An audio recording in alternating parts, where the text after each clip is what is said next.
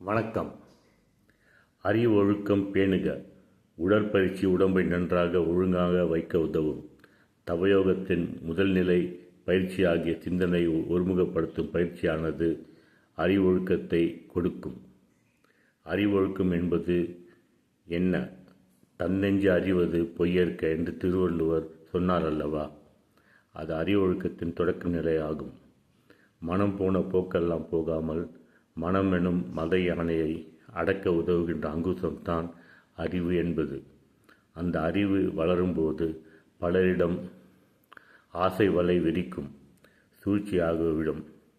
ஆசைக்கு இரையாகி விருப்பு வெறுப்பு இடம் கொடுக்க அறிவானது வாழ்க்கை கனியை கெடுத்துவிடும்.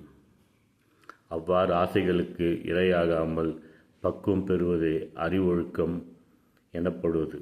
இந்த அறிவொழுக்கம் முகிழ்ந்து முதிர்ந்து மலர்வதற்கு மன சிந்தனை ஒருமை பயிற்சி கான்சன்ட்ரேஷன் உதவி புரியும்.